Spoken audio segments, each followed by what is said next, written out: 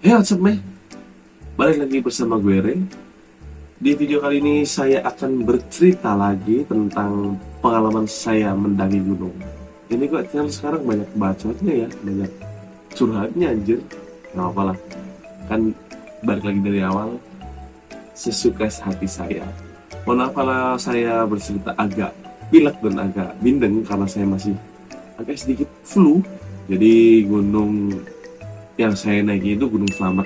Perlu diingat nih, ini itu kita yang ngalamin dan jangan sampai kalian niru ya, karena ini berbahaya. Pengalaman saya ini saya alami waktu saya kelas 2 SMA. Jadi ceritanya itu ada salah satu teman saya, ya sebut aja namanya si Tama gitu ya. Yang mana namanya Tama? Si Tama ini rumahnya di deket kaki Gunung Slamet. Jadi itu suatu hari dia tiba-tiba nyeletuk gini, yuk daki selamat yuk. Lah, tak kira kan cuma bercanda kan, jadi ya ayo, tak ayoin doang. Tiba-tiba anjir, sorenya dia datang ke rumah bangke. Terus nagih, ayo katanya mau daki. Si anjir. Waktu itu posisinya itu saya habis pergi sama temen kelas, jadi ada acara kelas itu pergi ke suatu wisata gitu. Jadi kita pulang sore, kita mendatang ngajakin si bangke. Itu serius, karena saya nggak enak udah ngeiyainnya padahal waktu itu bercanda, ya udah gas-gas aja. Tapi ya nggak berangkat hari itu juga sih. Jadi waktu itu tuh posisinya di rumah saya itu ada Veta, teman saya yang satunya. Dan akhirnya kita berdua ngeiyain, terus nggak berangkat hari itu juga. Dan kita memutuskan untuk nginep di rumah si Veta. Dan di perjalanan kita ngajakin Agus. Jadi aku, Agus, Tama itu nginep di rumah Veta. Ya kita ngajak dua orang lagi, Alim dan Jovan. Tapi ya mereka ngikut nginep. Mereka itu maunya ketemuan. Jadi waktu kita mau berangkat, dia ketemuan di mana gitu. Udah tuh kita sampai di rumah Veta. Terus kita bikin tulisan-tulisan kayak anak-anak kekinian gitu kan, yang tulisannya Will you marry me? Dapat salam nih dari ini itu gitu kan. Anjay, keren banget cuk waktu dulu. Terus keesokan harinya kita berempat itu, aku, Veta, Tama, dan Agus itu berangkat. Terus ketemuan sama si Alim dan Jovan menuju ke rumah Tama yang berada di dekat kaki Gunung Slamet. Berhubung kita berlima nggak punya pengalaman mendaki dan ini baru pertama kali mendaki, ya kita nggak tahu ya. Yang punya pengalaman mendaki cuma si Tama doang karena dia orang situ kan. Jadi karena kita nggak punya pengalaman, kita itu berangkat ke sana itu pakai baju rapi cuy, pakai kemeja, sepatu pantofel, bangke. Itu mau naik gunung apa kondangan anjir. Singkat cerita, kita sampai di rumah Tama. BTW dari Pemalang ke rumah Tama itu kita berenam naik motor, jadi bonceng dua-dua gitu. Di rumah Tama kita cuma istirahat sebentar, nyiapin peralatan buat ke atas, sama dikasih wejangan dari mbahnya si Tama. Mbah si Tama berpesan, jadi kalau misal kita ndaki, sebisa mungkin kita jangan ngeluh dan jangan saling meninggalkan satu sama lain. Takutnya salah satunya nyasar gitu kan. Selesai istirahat di rumah Tama, kita itu langsung dianterin ayahnya si Tama naik mobil pick up. Jadi kita berenam itu naik mobil pick up menuju ke base camp Gunung Slamet. Terus udah kita daftar segala macem lah ke kuncinya Gunung Slamet. Ini itu beli jajan di sana, beli minuman, dan mulailah perjalanan 6 orang anak yang sok keras ini untuk menaklukkan Gunung Slamet. Anjir, di awal perjalanan mungkin biasa aja ya, karena masih antusias. Jadi bodohnya kita pakai masker itu di awal-awal, dan medan perjalanan awal itu berpasir cuk. Jadi ngapa anjir, mungkin orang-orang yang turun lewat tuh mikir, ini 6 orang anak ngapain naik gunung pakai kayak baju kayak gini anjir. Jadi perjalanan kita tuh jalan dikit istirahat, foto-foto, jalan dikit istirahat, foto-foto gitu terus sampai pos 1. Tapi di pos 1 itu kita nggak berhenti untuk istirahat, kita itu lanjut langsung ke pos selanjutnya. Karena tujuan kita itu buat ndiriin camp di pos 5. Kenapa pos 5? Soalnya rumor-rumornya itu di pos 4 itu angker cuy. Jadi menurut orang-orang di pos 4 itu banyak yang gangguin kalau kita nginep di sana. Udah tuh kita jalan, terus maghrib nih. Jadi kita istirahat sebentar buat nyemil-nyemil, dan di situ kayak aku mikir gitu sambil ngelihat pemandangan di alam, di hutan. yang udah mulai gelap dan ada suara burung-burung yang menyeramkan, dan saya berpikir gini, anjir mending gak usah ikut anjir. Ini kalau misal aku di rumah ya bisa selonjoran, bisa rebahan, nonton TV, kayak hawanya itu nyesel aja gitu, nggak enak. Cuma ya mau gimana lagi, udah gayain. Udah selesai istirahat sebentar, kita lanjut lagi perjalanan. Mungkin karena gelap ya, jadi kita nggak bisa lihat pohon kembar yang ada di pos 4. Jadi itu kita nggak tahu gitu, nggak tahu kita udah ngelewatin pos 4 atau belum.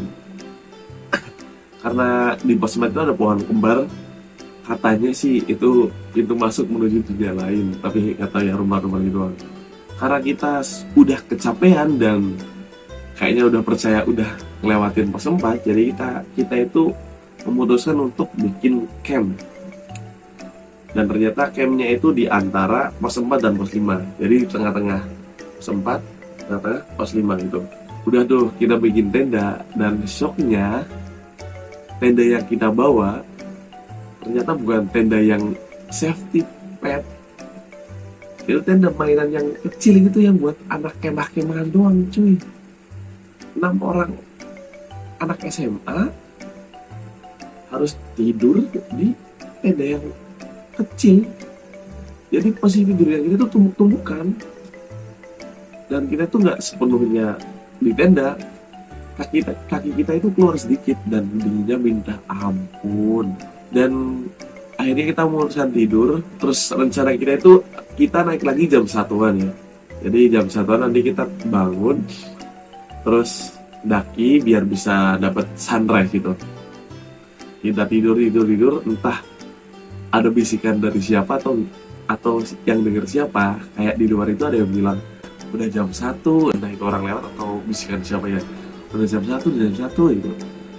Dah lah, kita bangunin satu-satu, bangun.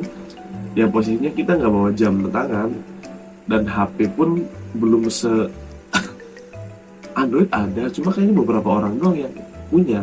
Dan kita itu nyimpan satu HP kamera bagus buat foto di atas, jadi kita ngirit. Jadi kita sama sekali nggak megang HP sama sekali. Karena dengar suara udah jam 1, kita naik, kita jalan sambil ngantuk. Terus singkat cerita kita ngelewatin pos 6, pos 7, pos 8, nggak ada cerita yang menarik di situ karena lurus-lurus saja. Untungnya waktu itu pas kita mendaki Gunung Slamet, posisinya itu Gunung Slamet masih ramai pendaki, jadi banyak banget yang daki Gunung Slamet waktu itu. Jadi ya untung kita bisa ikut nimbrung orang yang lagi masak buat ngangetin badan. Kita bisa minta minum kalau sudah minum kita habis gitu. Ya lupa anjir, bangkainya si Veta ini, dia naik gunung pakai sarung kan. Lo kira sarung bisa nahan dingin gunung? Gak ngotak banget, jangan itu ya dari. Terus waktu kita di pos 8 itu kita istirahat sebentar dan tiduran di tanah. Jadi posisinya itu pos 8 itu udah ngelewatin hutan, jadi cuma tanah dan tumbuhan-tumbuhan kecil. Jadi jalannya itu naik. Pas tiduran di tanah itu, sumpah itu pemandangan paling indah yang pernah saya lihat. Selain kamu, jarang-jarang lihat bintang segitu banyak di kota. Terus kita lihat juga lampu-lampu kota, banyak mobil. Dari situ kelihatan cuy, cuma kecil ya. Kayak di antara nyesalku itu ada rasa bersyukurnya juga.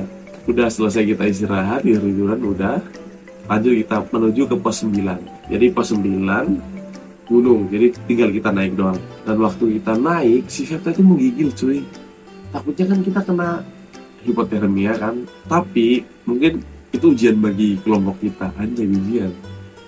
Si Veta menggigil, yang lainnya tuh egois cuy. Pada egois kayak karena mereka itu pengen ngejar sunrise. Jadi Veta itu ditinggal karena nggak enak dan takut Veta kenapa-napa. Akhirnya saya nemenin Veta kan, sampai dia ngerasa mendingan lah, sampai ngerasa hangat. Terus udah tak temenin, Veta-nya udah mendingan dan udah ngerasa badannya mulai hangat. Kita naik, udah naik. Di tengah perjalanan itu saya kayak ngelihat ada teman saya Yovan sedang duduk di bebatuan gitu. Duduknya itu duduk selonjor gitu. Terus pikirku gini, lah si anjir Yovan ngapain di sana? Nggak mungkin lah, palingan udah sampai di atas duluan, mungkin orang lain, kan banyak orang di situ kan. Jadi kita lanjut ke atas, sampai atas kita udah berhasil nyusul mereka. Terus saya bilang gini, Yovan mana? Terus si Tama jawab, lah ya kan nunggu kalian di bawah anjir. Terus aku bangke, ternyata kebetulan Yovan tuh, emang bener Yovan anjir. Kenapa ditinggal? Untung beberapa menit setelah saya tanya gitu, Yovan muncul. Tuk, tuk, tuk, tuk, tuk. Artinya dia disemangatin pendaki lain, jadi dia ngerasa semangat. Oh untung cuy, untung anjir. Udah tuh kita ngumpul, kita kalau aku Yovan sama Fetna nggak dapat sunrise. Mereka bertiga Alim sama Agus itu dapat sunrise. Jadi kita cuma dapat foto-foto awan gitu. Udah selesai kita foto-foto, di sana cuma daki buat foto-foto doang anjir.